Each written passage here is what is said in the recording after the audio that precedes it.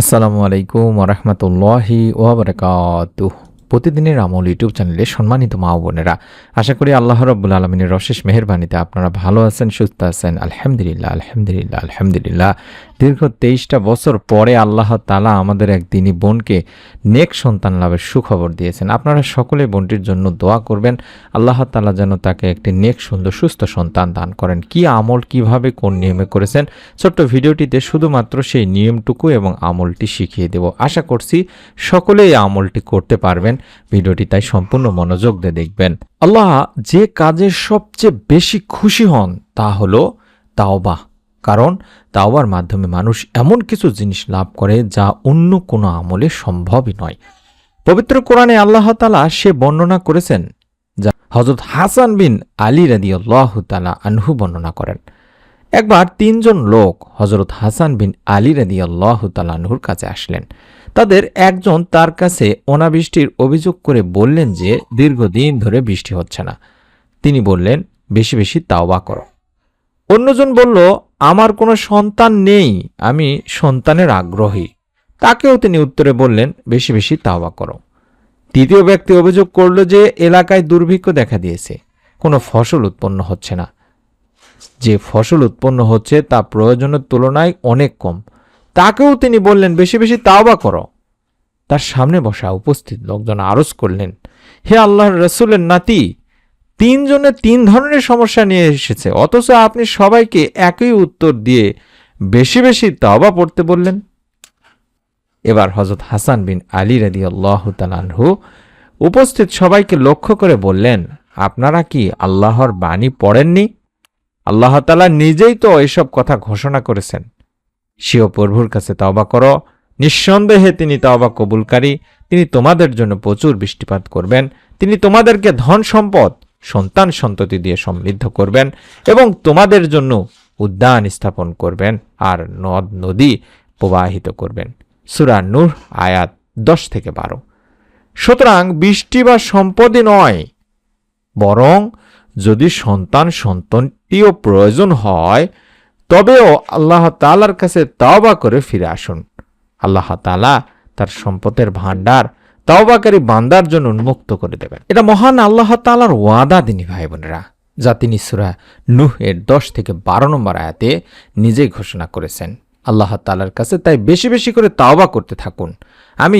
আপনারা সকলেই জানেন, তারপরেও একটি তওবা শিখিয়ে দিচ্ছি, যেই তওবাটি আমরা বেশি বেশি করে করব। বিশেষ করে যারা নেক সন্তান চান, অভাবে আছেন, ঋণে আছেন, তারাও আমলটি করতে পারবেন।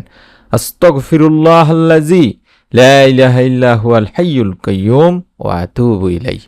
এই একটি তাওবা বা ইস্তেগফার বা ক্ষমা প্রার্থনার দোয়া আপনার জন্য যথেষ্ট হয়ে যাবে ইনশাআল্লাহ। আমলটি করতে হবে নিয়ম মেনে। তাই আশা করছি আপনারা সকলেই এই ইস্তেগফারটি বা তাওবাটি বা ক্ষমা প্রার্থনার এই ছোট্ট দোয়াটি আপনারা মা ও বোনেরা বিশেষ করে মোবাইলে ছবি উঠায় নিন, স্ক্রিনশট নিন, লিখে নিন খাতাতে।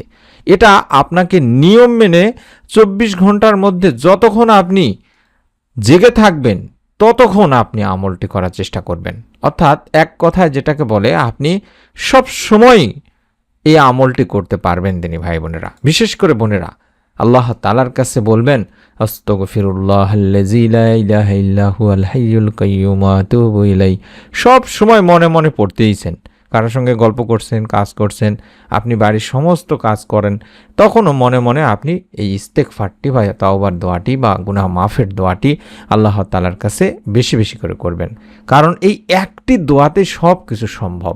আল্লাহ তাআলা রব্বুল আলামিন ওয়াদা করেছেন, বলা হচ্ছে, আমি আল্লাহ তাআলার কাছে ক্ষমা চাই, যিনি ব্যতীত কোনো মাবুদ নেই, যিনি চিরঞ্জীব, চিরপ্রতিষ্ঠিত, এবং তার কাছে তাওবা করি।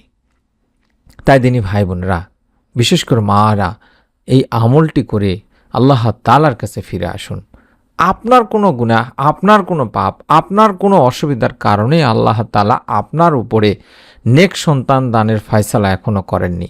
হতে পারে আপনার জন্য এখনো উত্তম নয়। যখন যেটা আল্লাহ তাআলা সবচেয়ে ভালো জানেন, বান্দার জন্য যখন যেটা উত্তম কল্যাণকর হয় থাকে। তাই মনটাকে নরম করে, দিলটাকে নরম করে প্রতিদিন বেশি বেশি করে তাওবা ইস্তেগফার করতে থাকুন। রব্বুল আলামিন আপনার সন্তান না হওয়ার যে সমস্যা বা সন্তান না থাকার যে কষ্ট সেটা ইনশাল্লাহ দূর করে দিবেন। পাশাপাশি আপনি ছোট্ট এই দোয়াটির মাধ্যমে আল্লাহ তাআলার কাছে সন্তান চাইবেন, অর্থাৎ রব্বি হাবলি মিনাস সলিহিন। প্রতি ওয়াক্ত নামাজের পরে অন্তত 10 বার, 20 বার, 100 বার যত বেশি পড়তে পারেন পড়বেন। রব্বি হাবলি মিনাস সলিহিন, রব্বি হাবলি মিনাস সলিহিন, রব্বি হাবলি মিনাস সলিহিন সব সময় পড়বেন। হে আমার প্রভু, আমাকে এক সৎ সন্তান, সৎপুত্র দান করুন। কোরআনুল কারিম থেকে নেওয়া সূরা সাফফাতের দোয়া। তবে হ্যাঁ, মনে রাখতে হবে কোনো মানুষের কাছে সন্তান কামনা করা যাবে না। সন্তান লাভের জন্য অবৈধ বা অন্য ইসলামিক উপায় অবলম্বন করা যাবে না। নিঃসন্তান দম্পতিদের উচিত হবে আল্লাহ তাআলারই উপর ভরসা করে এই দোয়ার আমলটি করা। আমরা আপনাদের জন্য দোয়া করি আল্লাহ যেন আপনাকে একটি নেক, সুন্দর, সুস্থ সন্তান দান করেন। যাদের সন্তান লাভের সুসংবাদ এখনও পাননি তারাও যেন সন্তান লাভের সুসংবাদ পান, তার জন্য আল্লাহ রাব্বুল আলামিনের কাছে বেশি বেশি করে দোয়া করি। আপনারাও কমেন্ট সেকশনে দোয়া চান এবং দোয়া করুন। এই বোনটির জন্য দোয়া করুন যিনি ইস্তেগফারের আমল, তাওবার আমল বেশি বেশি করেছেন। আল্লাহ রাব্বুল আলামিন তাকে নেক সন্তান লাভের সুসংবাদ দিয়েছেন। আপনারাও তাই আমলটি করুন আল্লাহর উপর ভরসা করে। রব্বুল আলামিন ইনশাআল্লাহ আপনাকেও নিরাশ করবেন না। প্রত্যেকের কাছে অনুরোধ করছি প্রতিটি কাজ করার আগে নিয়ত করে আমল করবেন। চাইলে মোবাইলে এই মুহূর্তে যে ভিডিওটি দেখছেন এই ভিডিওটির নিচে কমেন্ট সেকশনে আমিন লেখার মাধ্যমে কিংবা দোয়া চাওয়ার মাধ্যমেও নিয়ত করে আমল করতে পারেন। আপনার নিকট আত্মীয় স্বজন, কাছের মানুষজনের কাছে আপনি চাইলে ভিডিওটি শেয়ার করে দিতে পারেন যারা নেক সন্তানের জন্য বিভিন্ন আমল করছেন বা বিভিন্ন মাধ্যম গ্রহণ করছেন। আমরা অনুরোধ করব যারা এখনও প্রতিদিনের আমল ইউটিউব চ্যানেলের অত্যন্ত গুরুত্বপূর্ণ ভিডিওগুলো দেখেননি, যেই আমলগুলো করে অসংখ্য মা ও বোন নেক সন্তান লাভের সুসংবাদ পেয়েছেন, চ্যানেল থেকে সেই ভিডিওগুলো দেখুন এবং অবশ্যই নতুন আমলের ভিডিও দেওয়া মাত্র যাতে পেয়ে যান, দেখতে পান, তার জন্য ভিডিওটির নিচে সাবস্ক্রাইব লেখা এরকম একটি বাটন আছে, এটার উপর চাপ দিয়ে রেখে দিন। আমরা মন থেকে দোয়া করি, আপনারা কমেন্ট সেকশনে দোয়া চান, প্রত্যেকের জন্য দোয়া করে থাকি। ইনশাআল্লাহ রাব্বুল আলামিন আপনাদের সকলকে এই আমলের ওসিলায় একটি নেক, সুন্দর, সুস্থ সন্তান লাভে সুসংবাদ দিতে পারেন।